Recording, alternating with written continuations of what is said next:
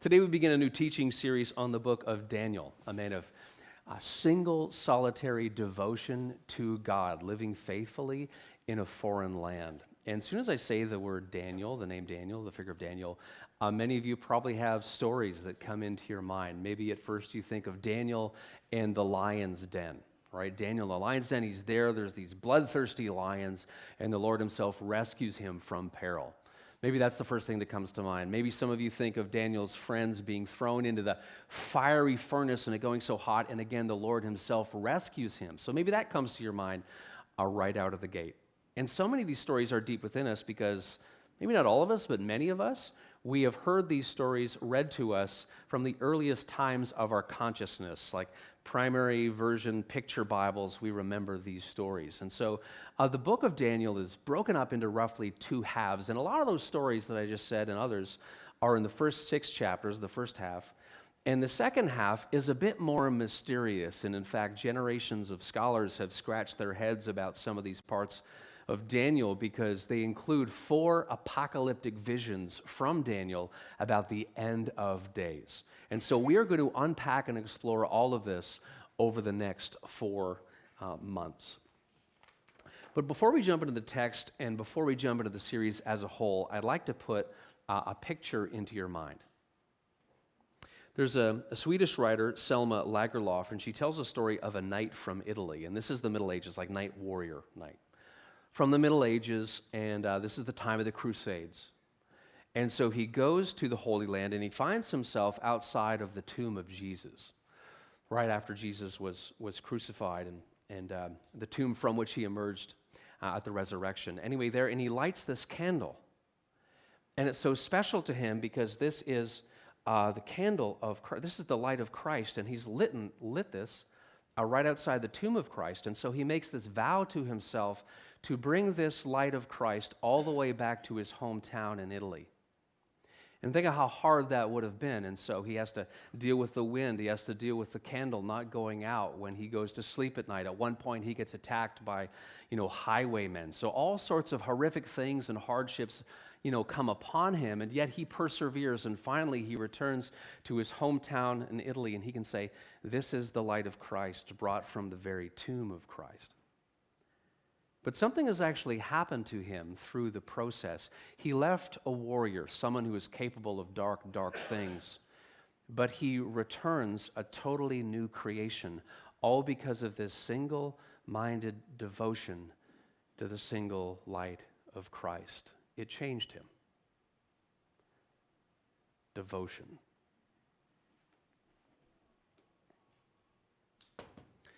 So with that picture in mind, I want to provide a few pieces of background to the setting to Daniel 1. And this is important because it really helps frame up the context not only for this chapter 1, and we're going to look at roughly a chapter a week, but also for the series as a whole, okay?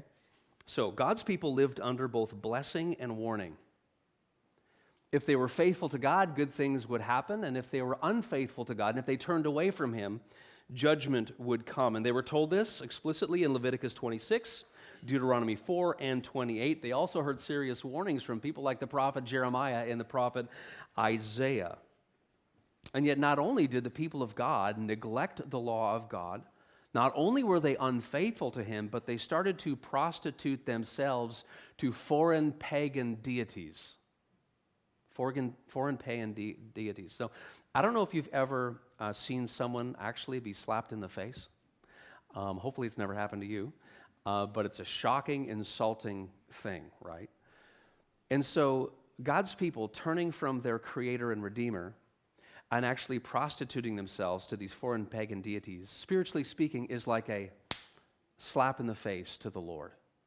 And this had happened time and time and time again, despite the warnings. And so after a lot of patience, and we can't presume that God is impatient because Scripture says the exact opposite. God is slow to anger and abounding in steadfast love. He's slow to anger and abounding in steadfast love. So after He corrects them and brings them back to center, corrects them and brings them back to center, corrects them and brings them back to center, time and time again, time was up and the hammer was going to drop. Now, this happened through a strong foreign nation named Babylon and their very powerful, influential king called Nebuchadnezzar. And so on the surface, it looks like Babylon's in charge as they besiege the nation and as they take over the nation's capital, Jerusalem. But really, they are being used as a tool by God. Okay, so our timeline is roughly the 6th century before Christ. So this is like 2,600 years ago. So let's jump into the beautiful, inspired, majestic, inerrant Word of God. Verse 1. Reading from the ESV. In the 3rd year of the reign of Jehoiakim, king of Judah, Nebuchadnezzar, king of Babylon, came to Jerusalem and besieged it. So this is, the year now is 605 BC. So that's historically where we are. And this is one of the most dramatic and upsetting moments in the entirety of biblical history. And so you talk about big disastrous things, this is near the top of the list. And so for us to get our minds into how horrific this was, imagine a foreign nation, a foreign king and superpower coming in, taking over our nation, taking over the nation's capital, our leaders, burning many of our homes, burning many of our churches. Imagine them killing many of our friends and family, all these sorts of horrific things, and exiling most of the people away to be slaves in a foreign land for 70 years. When we start to think about that level of what's going on, that kind of gets us close. Verse 2. And the Lord gave Jehoiakim, king of Judah, into his hand, meaning into the hand of the king of Babylon, with some of the vessels of the house of God, and he brought them to the land of Shinar, which is an old word for Babylon, to the house of his God, and placed the vessels in the treasury of his God. So one of the things when this happens, they come in, they're taking the valuable things from the temple treasury and taking them out to the foreign land. And one of the things we need to see here is that even this is unfolding according to prophecy. It's unfolding according to a plan. And here's another one of those critical pieces of background which helps us really understand what's going on a variety of levels. Over a century earlier, there was a king named Hezekiah, and he got ill, but he recovered from his illness. And so many people sent him congratulations, and there was even some foreign visitors, some dignitaries who came to offer their congratulations to the king. And there was this group of strange visitors who came from Babylon. So they come, and Hezekiah, in his pride and arrogance, now that he's healthy again, he opens up the treasuries. Here's all the nation's riches. Hey, look at all this. Look at all this stuff we have. And they're like, that's really nice. And then they leave. And then the prophet Isaiah comes up to King Hezekiah and says, "You idiot." That's a paraphrase. He doesn't say idiot. Moron, no. But he kind of says a prophetic version of that, and his words to Hezekiah are captured in Isaiah 39. Isaiah said to Hezekiah, "Hear the word of the Lord of hosts. Behold, the days are coming when all that is in your house and that which your fathers have stored up till this day shall be carried to Babylon. Nothing shall be left, says the Lord." Okay, so this is all happening. Well, we read in Daniel 1:2, it's all happening according to what Isaiah said, but there's more information. He continues, "Behold, the days are coming when all that is in your house," "nothing shall be left, says the Lord." Verse 7, "And some of your own sons who will come from you, whom you will father, shall be taken away, and they shall be eunuchs in the palace of the king of Babylon." Okay, so we're to see not only that this is a fulfillment of prophecy and a lot of the stuff, the valuables are taken away, but we also learn that some of your own sons will be taken, which is most likely a reference to Daniel and his friends, who we will soon be introduced to and who we will also soon learn will be exiled to Babylon. They will serve as eunuchs in the palace of the king of Babylon. What does that mean? The word eunuch itself means emasculated. The idea here is that someone has their genitals removed. So the idea here, now why would that happen? Why would that be something that happens to people as they serve in the king's court? A couple of reasons. First of all, that person could not be a threat to the king because the eunuch could not have their own heirs. There could be no lineage from them. Second, that person would not be a threat to the king's harem and to the king's concubine and wives and everything else because they can't have sexual relations, right?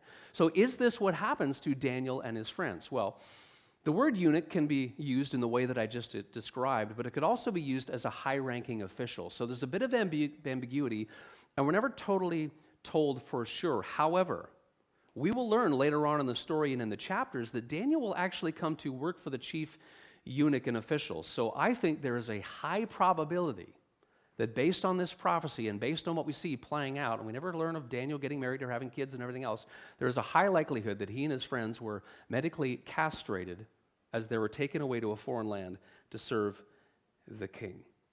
And this is not only something that's painful and about control and losing things that are going on in your life, it's about losing hope in a sense. Maybe he wanted to have kids. Maybe he wanted to have children. All of that was most likely dashed.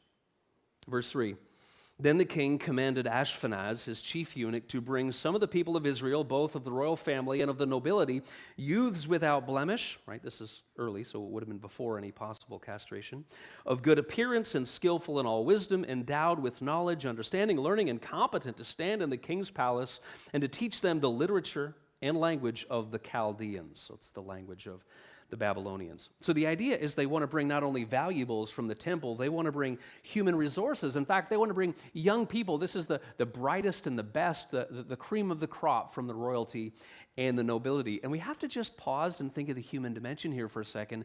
Daniel, at this point, is probably 15. He's a young man. What are most people doing when they're 15? Well, they're in high school. They're thinking about maybe next year I'm going to start to get my driver's license. Maybe thinking about members of the opposite sex. They are thinking about hobbies. What's my life going to be? You've got your whole life spread out before you. I did this search about popular activities for 15-year-olds in North America. Some of the things that came up, are hanging out with friends, watching or making videos, gaming, going to the beach, developing a hobby like photography. None of these things would have been possible for Daniel and his friends. Now, they have to go from where they are in Jerusalem to Babylon. Now, we're not told specifically about the journey, but because of historical records, it may have been the case that they had to endure a death march.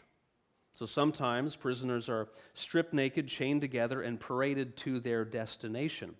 Now, a straight line from one to the other would have been about 550 miles or 885 kilometers. And so I've got a map here. I'll put it up. It's a bit small, so let me explain a few things. On the left, you see the fire. And so the idea, that's Jerusalem being besieged, right? On the right, you see, a castle, and that is Babylon. But if you go straight as the crow flies, you have to go through the Arabian desert, which is not very hospitable to travel. And so most likely they took a common trade route up around through the north, which is represented by that red arrow. And many people would have died on this. So if you don't go as straight as the crow flies through the desert and up through the north, the equivalent is like walking from Toronto to New York City and most of the way back. So did Daniel and his friends have to do that? Well, maybe. However, because they wanted to use them in the royal court, they could have been a part of caravans, right? Because they wanted to preserve their health and well-being. We're not totally sure, but either way, it would have been a long and difficult journey. Verse 5, and now we're in Babylon. The king assigned them a daily portion of the food that the king ate, and of the wine that he drank. They were to be educated for 3 years, and at the end of that time, they were to stand before the king. And so according to other ancient records, this is totally in keeping with the time of training. Verse 6, among these were Daniel, Hananiah, Mishael, and Azariah of the tribe of Judah. And here we meet them by name. And the chief of the eunuchs gave them names. Daniel he called Belteshazzar. Hananiah he called Shadrach. Mishael he called Meshach. And Azariah he called Abednego. So what we can't miss is that they are being taken over. They are being assimilated into the culture, right? All of their names in Hebrew are beautiful, wonderful names.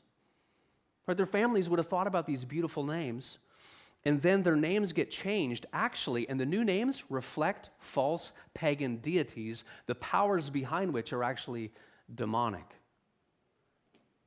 This is about affecting their identity and religion. For example, here's some examples. 1, Daniel, the name, beautiful name, it means God is my judge. The new name, Belteshazzar, means, O lady, wife of the god Bel, protect of the king, false pagan deity. 2nd, Hananiah, beautiful name, the Lord Yahweh is gracious. Changed to Shadrach, command of Aku, which is the moon god, false pagan deity. Mishael, who is what God is? Beautiful. Changed to Meshach, which means who is like Aku, Again, false pagan deity. Fourth, Azariah means the Lord. Yahweh is a helper, changed to Abednego, servant of the Shining One, Nebo. Again, false pagan deity. What if someone came into your country and took over your nation and burned your house and killed many people in your family and said, no, your new name is servant of the serpent? How would you like that? You wouldn't like it very much. Let's also not miss the fact that Daniel and his friends are at this point in their mid-teens. They are paying the price for the spiritual sins of their parents and grandparents and great-grandparents. They're teenagers. Right? What do we learn back in the Old Testament? You slap the face in the Lord, you turn away from his ways, you engage in false pagan worship, and there are actually consequences. What do we learn in the Ten Commandments? Right? The iniquities of the fathers will be visited on the children to the third and fourth generation of those who hate me. They're paying the price. Their whole generation is paying the price. Not only that, but to put salt in the wound, they're given new names which actually reflect the false pagan deities that their ancestors worship, which got them into this mess in the first place. This is about control. Imagine a colonizer comes in as a young indigenous child. No, that's not your name anymore. I'm going to give you this new name. It's about erasing identity, culture, and religion. And this is exactly what is happening with Daniel and his friends. In light of all this, Charles Spurgeon describes what's happening to Daniel like this. He's a captive whose very name had been changed in order to make him forget his country and his God. Verse 8. But Daniel resolved that he would not defile himself with the king's food or with the wine that he drank. Therefore, he asked the chief of the eunuchs to allow him not to defile himself. So they're in this course of training, they're eating from the king's table. Are they actually sitting with the king? Not at this point. They're just having the abundance from the king's table. And I'm getting the sense that Daniel is trying to exercise the one final shred of control that he has left. What was it about the food that would have been defiled? We don't know. The text doesn't tell us. Was it not prepared according to the law of Moses? Was it not kosher? Was it offered to pagan deities previously? We do not know. But Daniel is saying no. And he's trying to leverage the only amount of control he has left. Verse 9. And God gave Daniel favor and compassion in the sight of the chief of the eunuchs. And the chief of the eunuchs said to Daniel, I fear the Lord, my lord the king, who assigned your food and your drink. For why should he see that you were in worse condition than the youths who are of your own age? So you would endanger my head with the king. Then Daniel said to the steward, whom the chief of the eunuchs had assigned over Daniel, Hananiah, Mishael, and Azariah, test your servants for 10 days. Let us be given vegetables to eat and water to drink. Then let our appearance and the appearance of the youths eat the king's food be observed by you, and deal with your servants according to what you see. So the idea is the king wants all these people strong and healthy. Here's a lot of food in abundance. And he's like, no. Give us just vegetables and water. And the word here for vegetables is more like grains. So this is meager. This is like grains and water. This is all. So he's saying, I choose rather to be loyal to God and survive on this meager diet. And I just think, again, in historical context, we can't miss the fact that these are teenagers. So much of their hope has been destroyed. Families, friends, most likely killed. At this point, they've probably been medically castrated. They're there. Why not enjoy the king's table? He probably has a wine cellar the size of the West Edmonton Mall, right? Like, there's this phrase, when in Rome, do as the Romans do. There would have been many who were like, yes, let's just have at it because so much in our lives has been destroyed forever. But Daniel and his friends are a picture of single-hearted devotion. No, we will stay true to God, and we will rely on him, not the abundance of the king's table. Verse 14, so we listened to them in this matter and tested them for 10 days. At the end of the 10 days, it was seen that they were better in appearance and fatter in flesh than all the youths who ate the king's food. So the steward took away their food and the wine that they were to drink and gave them vegetables. So this is a first victory. This is a first victory that they have, and their strength is coming. It's clearly not from the grain and the water. So we're seeing that the Lord's hand and favor is on them and will work through them despite all the horror and catastrophe. So this is a clue to us in the text. Verse 17, as for these 4 youths, God gave them learning and skill in all literature and wisdom. And Daniel had understanding in all visions and dreams. So they're given not only physical strength, but they are given intelligence. And that comment about vision and dreams tells us there's something spiritual about the knowledge Daniel has as well. Verse 18, at the end of the time when the king had commanded that they should be brought in, the chief of the eunuchs brought them in before Nebuchadnezzar, and the king spoke with them, and among all of them none was found like Daniel, Hananiah, Mishael, and Azariah. Therefore they stood before the king. So at this point, we assume that the 3 years have passed. They're probably 18, maybe 20, and they're at the top of the class, highest marks, amazing. Verse 20, and in every matter of wisdom and understanding about which the king inquired of them, he found them 10 times better than all the magicians and enchanters that were in all his kingdom. So this is high praise, 10 times smarter, and two categories of people. So it was customary to have these people, magicians and enchanters, advising the king. If you're like, that sounds familiar, it's because those groups of people were also advising Pharaoh back in Egypt. So we're going to get into some more parallels with Egypt next week. But the idea here is, who are these groups? Well, magicians, and I'm not talking about people, juggling on the street, but people actually who practice magic. They practice what we would call the dark arts. So initially, some of them don't even realize, but they're kind of summoning demonic power to try to manipulate what we experience around us through a series of spells, rituals, etc. Enchanters is really a kind of a general term. Here in this context, it's a loan word. But the idea is that there are people who are trying to speak with spirits in the unseen realm. And here what we are learning is that Daniel, 18 or 20 years old as he is 10 times better in his intelligence than all these people who were advising Nebuchadnezzar. Now, as a side note, I want to share this before we move on. I think this is a fascinating detail, which I love, and I think that many of you will appreciate as well, especially given the season that we have been through. And it has to do with the wise men visiting Bethlehem, trying to find Jesus in the nativity story. And I hadn't really thought much about this, but Paul Sakasoff shared this in a sermon about a year ago, the Reverend Paul Sakasoff. And so I looked more into it. It's really this fascinating detail. I'll put up a timeline here. Consider this. So in the 8th century BC, Micah prophesies that the Messiah will be born in Bethlehem. Okay, we know that from the story. Fast forward to our story today with Daniel. This is the 6th century BC. Daniel is exiled to Babylon, and he rises as a prominent wise man.